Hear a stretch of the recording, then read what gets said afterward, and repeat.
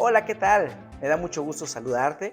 Qué bendición que puedas conectarte en este tiempo especial que tenemos, en este sábado especial. Desde inicios de esta semana tuvimos la preciosa bendición de ir preparándonos para este tiempo único. Iniciamos con la entrada triunfal del Señor Jesucristo a Jerusalén el día jueves. Tuvimos la preciosa bendición de celebrar la cena del Señor y poder tomar claramente y de una manera perfectamente alineada a las escrituras la importancia de lo que es reconocer el cuerpo y la sangre de Cristo por igual.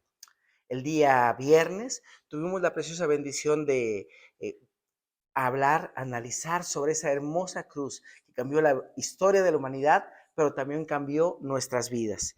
Y el día de hoy tenemos algo muy interesante, que es un tiempo especial de fe, que normalmente nosotros eh, estamos siempre estudiando en este sábado, en este tipo de sábados entre el viernes de crucifixión y el domingo de resurrección. Es un sábado en el cual normalmente se toma para dedicarle un tiempo a la meditación, a estar muy tranquilos, a la espera, a la paciencia, ya que un sábado como hoy estamos recordando eh, que lo que sucedió, lo que estaba pasando hace poco más de 2000 años.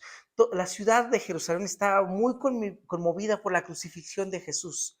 Por un lado estaban todos los fariseos celebrando, diciendo, wow, lo logramos, lo hicimos. Por el otro lado vemos a los apóstoles, que la palabra de Dios nos enseña que estaban guardados, eh, encerrados en un lugar todos juntos, y durante este tiempo, Jerusalén está muy conmovido. Todo el mundo está hablando de lo que había pasado unas pocas horas antes y todos están como a la expectativa de qué es lo que iba a venir. Hay un sepulcro nuevo, un sepulcro lujoso en el que nadie había vivido, que había sido tallado en una roca y que había sido tapado en una piedra. Y mucha gente estaba a la expectativa tratando de imaginar, tratando de platicar qué es lo que iba a suceder. En el aire, seguramente, en todas las pláticas, en todas las casas en aquel entonces, seguro el tema que todo mundo tocaba después de realizar todo lo que es la Pascua, seguro estaban hablando de lo que había pasado. Oye, supiste que un profeta, que los romanos, que el pueblo pidió que liberaron a Barrabás, que fue crucificado, que mientras estaba en la cruz el Señor Jesucristo, los mismos fariseos se burlaban de él, que se murió, que si José de Arimatea pidió el cuerpo a Pilato. Seguramente era un tema que estaba en todas las mesas, porque la palabra de Dios nos enseña que toda la ciudad había sido conmovida, toda la ciudad se había turbado por esta situación y por este arresto y la ejecución del Señor Jesucristo. Pero miren, la palabra de Dios nos enseña claramente que el Señor Jesucristo eh, tiene por ahí un impacto tremendo, no solamente en su tiempo, sino lo sigue teniendo al día de hoy. Seguramente hoy, en este tiempo de Semana Santa, Semana Mayor, como le llaman muchos, en las casas hay mucha de esta plática. En la televisión estamos viendo constantemente lo que sucede en diferentes partes del mundo, de cómo recuerdan, cómo conmemoran este sacrificio del Señor Jesús, y hay muchísimas opiniones. Seguro hay mucha gente que cree que el Señor Jesucristo, bueno, fue un gran revolucionario. A lo mejor otros piensan que el Señor Jesucristo, pues bueno, fue un gran profeta. Otros que fue un hombre muy místico, que tuvo mucho poder y que manejaba muy bien la energía. O incluso algunos otros se atreven a decir que era un maestro que llegó con una religión nueva.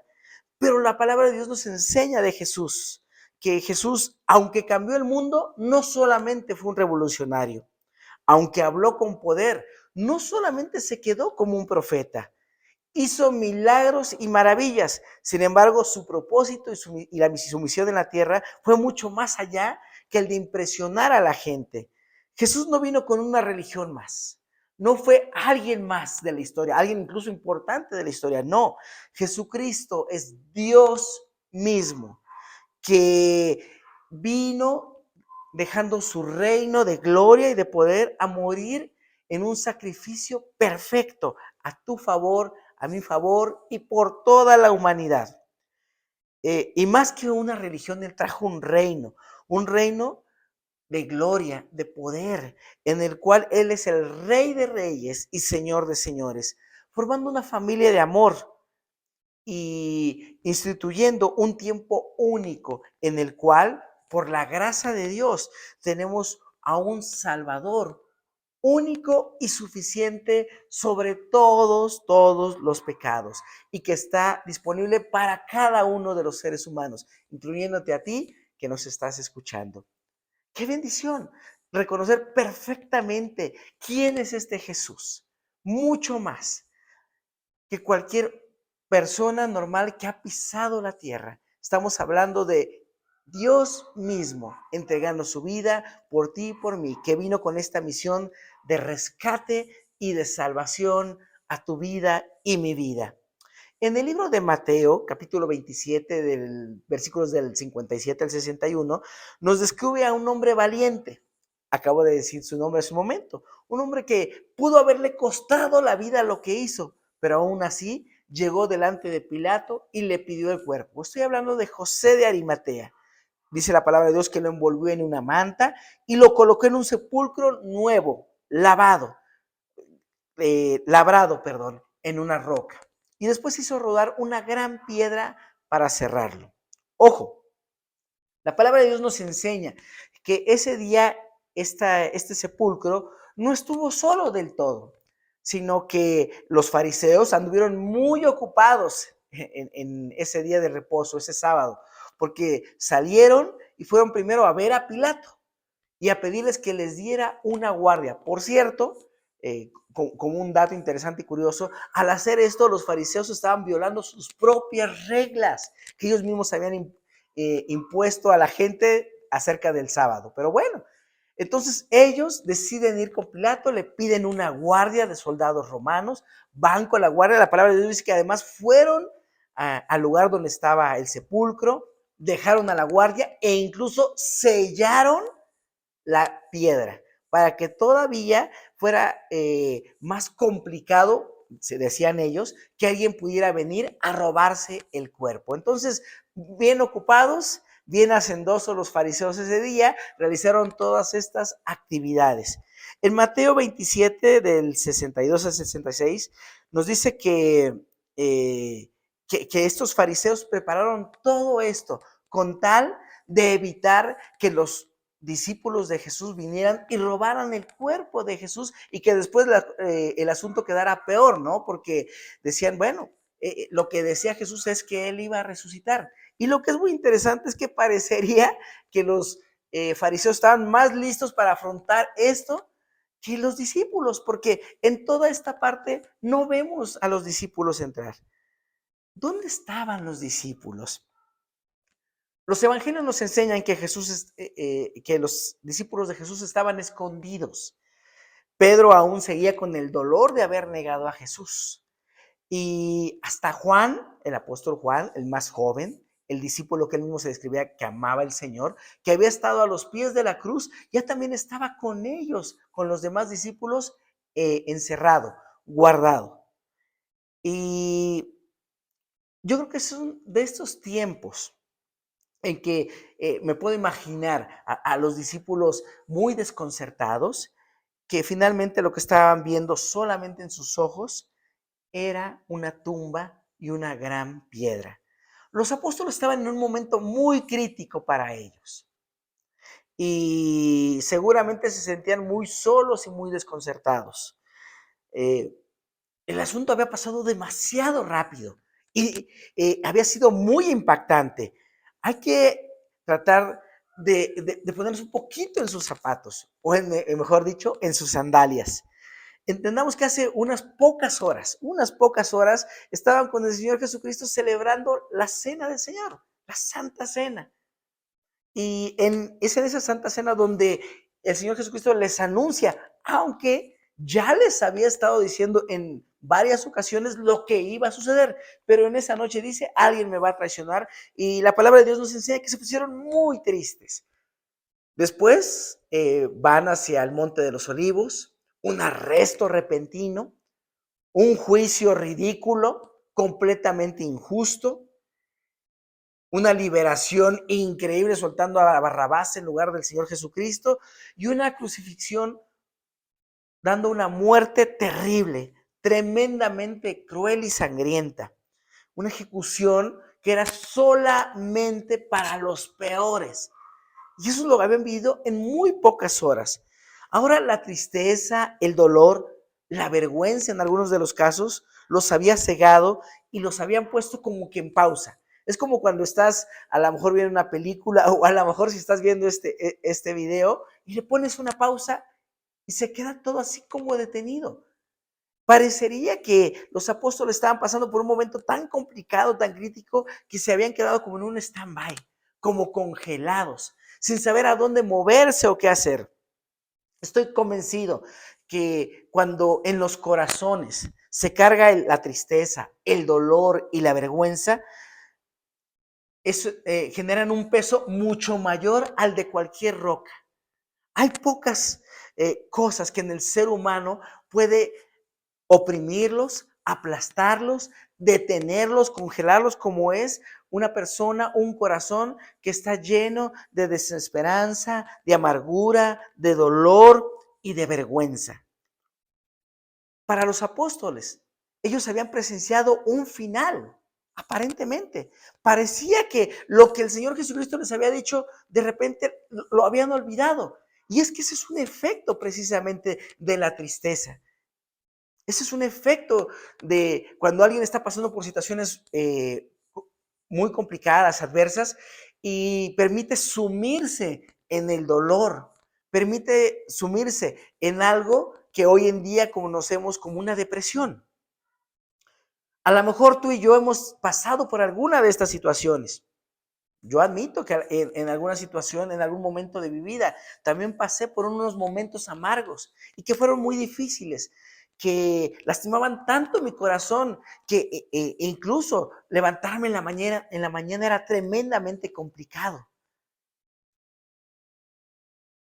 Y parece que son momentos en que no pasa nada, en que a lo mejor solamente encontramos silencio y el dolor, la amargura viene a nuestras camas en la mañana, en nuestras vidas durante el día, en las noches cuando nos vamos a dormir, constantemente viene ese dolor, esa amargura y viene a darnos unas cachetadas y a decirte, hey, tú no vas a pasar de aquí, aquí te vas a quedar, aquí terminó todo. Y mire, puede ser que si de repente bajamos la guardia y nos detenemos, el dolor y la tristeza empiezan a avanzar. Y son unos dardos terribles que el sistema de este mundo, el enemigo, está enviando, tratando de detenerte, de congelarte. Y miren, vienen pensamientos que finalmente son completamente erróneos y fantasiosos, pero que pueden llegar a anclar y lastimar nuestra vida. Pensamientos como, si hubiera dicho esto, si hubiera hecho lo otro. Yo creo que Dios está ya muy enojado conmigo. Yo creo que a lo mejor Dios se olvidó de mí. Ya no hay esperanza. Este error ni Dios lo puede perdonar. Y son de repente pensamientos terribles que empiezan a inundar el corazón, lo empiezan a llenar de dolor, empiezan a bloquear nuestro pensamiento, nuestra mente. Y miren, nosotros encontramos en la palabra de Dios que no somos los únicos que a lo mejor en algún momento de nuestra vida estuvimos, o a lo mejor tú que me escuchas y que te sientas a lo mejor en un momento difícil de tu vida, no eres el único y no estás solo. En el Salmo capítulo 40, el rey David describe que llegó a encontrarse en un pozo de desesperación que era como un lodo cenagoso. El lodo cenagoso está en lugares muy húmedos, solamente lo puedes encontrar en lugares de gran humedad, en los que hay tanta humedad que se produce muchísimo lodo. Lodo no solamente por encima de la capa de la tierra, sino hacia adentro. Se convierten en toneladas y toneladas de lodo. En las películas hemos visto algo llamado arenas movedizas y la característica de estas arenas movedizas es que siempre entre más quieres liberarte, entre más te mueves, más te sigues hundiendo. Y a veces pudiéramos sentirnos así, que entre más trato de hacer cosas, entre más intento romper esta situación que estoy viviendo, más me hundo. Hoy nuestro mundo está viviendo precisamente una epidemia, a gran escala, que es esta epidemia de la depresión. La Organización Mundial de la Salud describe la depresión como una enfermedad caracterizada por una tristeza persistente, dolor, desesperanza, ansiedad, culpabilidad y temor. Esta tristeza tiene la capacidad de poner la vida de las personas en pausa, de detenerlas, de congelarte. Pero la palabra de Dios nos enseña que hay ocasiones en que nuestros ojos pueden engañarnos. Existe una palabra muy interesante que puede ser la palabra falacia, es un engaño, algo como un espejismo, que nuestros ojos nos están diciendo algo, pero la realidad es otra. ¿Por qué? Porque en ocasiones nuestra mirada es muy limitada. Nosotros no estamos viendo ampliamente, sino el ser humano tiene la capacidad, aunque tiene una cierta amplitud, de ser muy enfocado en las cosas. El problema es que cuando nosotros nos enfocamos de manera equivocada, y en este caso a lo mejor como lo estaban haciendo los apóstoles, bueno, estoy viendo solamente una piedra, estoy viendo solamente un sepulcro y dejamos de ver muchísimas cosas más. Y aquí lo que estamos viendo es que algo que el mundo pensaba o se imaginaba que era un momento de silencio y pasividad, todo lo contrario, estaba sucediendo todo lo contrario. En realidad estaba pasando una batalla, una conquista y una victoria. Cristo Jesús estaba llevando a cabo su plan perfecto. No era un momento que aparentemente no sucedía nada. Algo estaba pasando. Algo estaba pasando. Y recordemos que camino a Jerusalén, Jesús ya les venía diciendo a sus discípulos qué es lo que iba a pasar. Se los dijo claramente. Sin embargo, cuando uno pierde la vista en Jesucristo, cuando uno pone la vista en las circunstancias, en las cosas de la tierra y no en las cosas eternas, no en Dios mismo, no en Jesucristo, corremos el riesgo de que nuestra atención se centre solamente en los problemas y convertirnos en personas problemocéntricas en lugar de ser cristocéntricas. El Salmo 16, el Salmo 16, versículos 8 y 10, nos habla claramente que estaba profetizado que el Mesías, el Rey, el Salvador, iba a estar en la tumba. Y también dice claramente que no se iba a quedar ahí, sino que iba a resucitar. Era algo que ya estaba escrito. Entonces, en lugar de decir que no estaba pasando nada, algo estaba pasando. Las escrituras estaban cumpliendo. El plan perfecto y estratégico de Dios se estaba llevando a cabo delante de sus ojos, pero no lo podían ver. Pero algo estaba pasando, aunque no se pudiera ver con los ojos físicos y a lo mejor nuestra vista no lo podía percibir.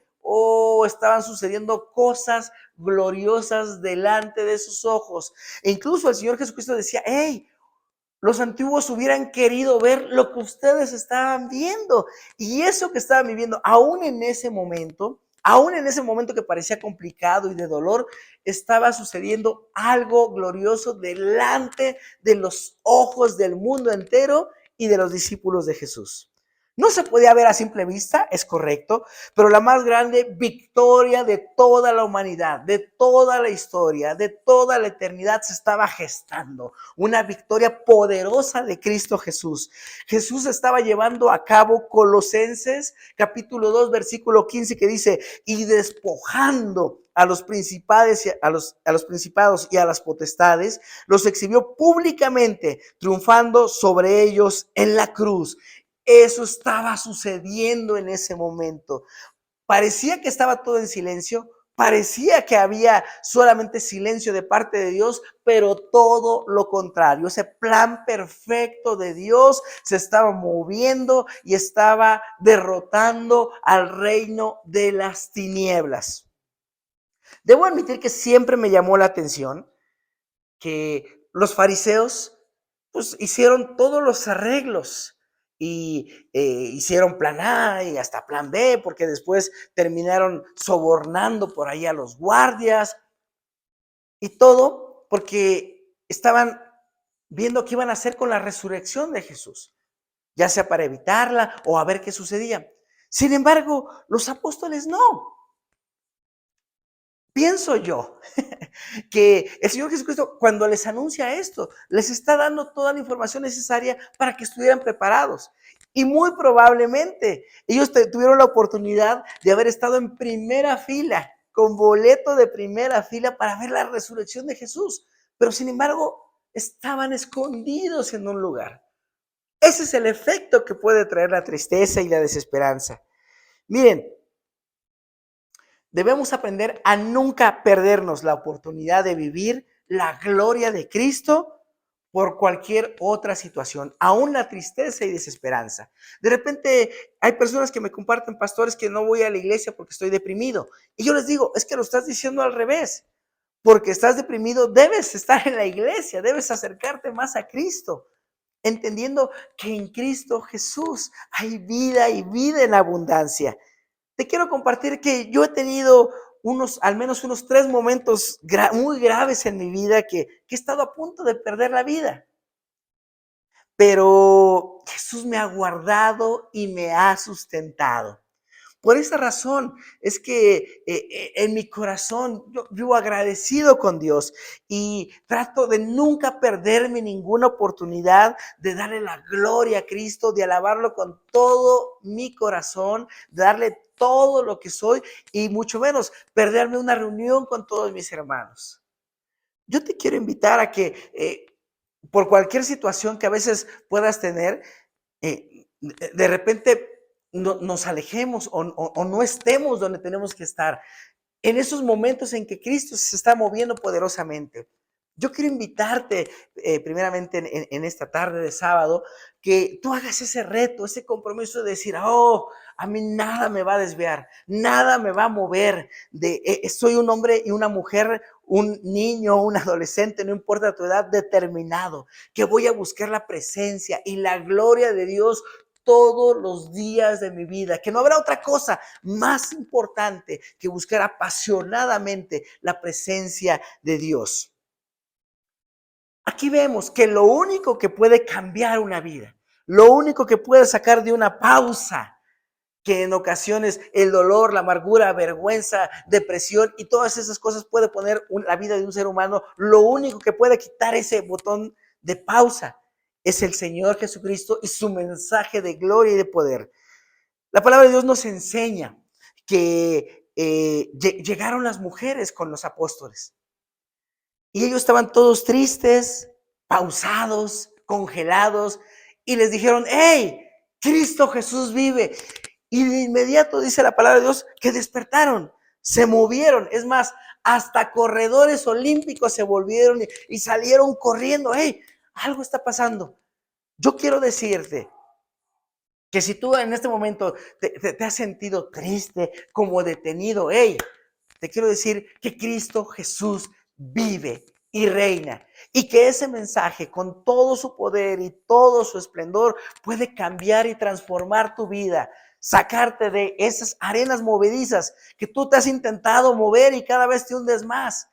En Cristo Jesús, Él tiene todo el poder de que con su mano poderosa te toma y te saca. Y dice también en ese Salmo 40 que te pones sobre una roca firme, un piso firme, una roca poderosa llamada Cristo Jesús, nuestro Señor, nuestro Dios, nuestro único y suficiente Salvador, que nos levanta, dice la palabra de Dios, que levanta nuestra cabeza, que Él nos saca de ese dolor, de esa amargura y de ese luto.